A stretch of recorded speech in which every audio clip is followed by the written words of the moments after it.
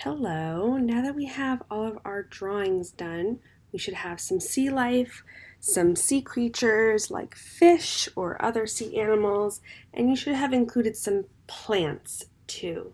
I went ahead and I did colored in the first thing here. I think it was some kelp or some seaweed, and I decided to go a little above and beyond and do some blending. If that's something you're interested in, I can show you right now.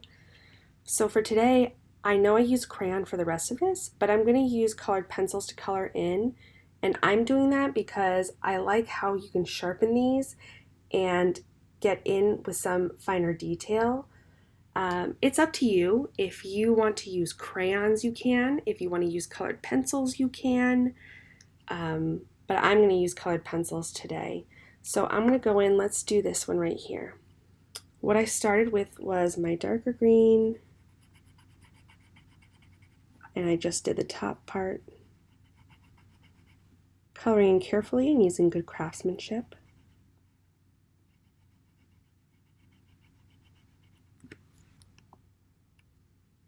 Then I go in with my lighter green and I finish off the rest of that seaweed or kelp, and I blend the colors where they meet. I think it just adds a little something extra, makes it look a little more realistic and a little more exciting. But again, it's up to you. You can make this however you like. It's your aquarium and you're making it really special. I cannot wait to see what you guys create. Now I'm going to go ahead and color in the rest of the plants, and I will show you what that looks like in just a moment. So here I have finished all right here, all of my plants and all these little things here.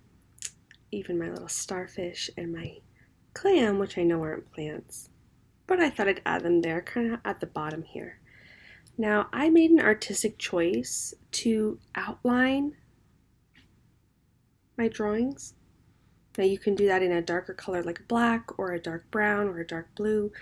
For me, I like the way it makes my items pop out of the page. If that's an artistic choice that you don't want to make, that's up to you. This is your artwork. Make it how you'd like it. Now I'm going to go in and do the same thing with my animals and my fish. And I also included a couple bubbles here. So I'm going to start on that, and I will come right back as soon as I'm done. All right, my coloring portion is done. There's one last thing that I'm going to need to do.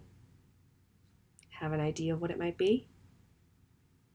I've got to color in the water. Now we got blue. I think for this part, because I use colored pencil all around here, I'm going to go in with a crayon, and I'm going to press really, really lightly with my crayon so I don't disturb any of the drawings that I spent a long time working on.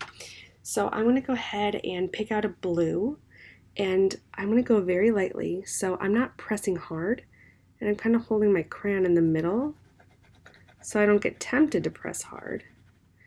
And I'm just going to shade in any of this blank space to turn that into the water in my aquarium. Make sure you color in all those spots, and I'll show you it finished in just a moment. All right, my perspective aquarium drawing is complete. I shaded in all the background blue for the water. I even added a little bit of dark along the edges here and then blended them out just to add a little bit of depth and dimension and make it look a little more 3D. I cannot wait to see what you guys have made. This took me the entire class period to make. I used very good craftsmanship, so you should not be speeding through. If you finish too early, I'd suggest that you go back and take another look. Are there more details you could add? Could you do your coloring a little neater? Is there something else you could do? So go ahead and go back, take take a look and show off the amazing artwork that you created.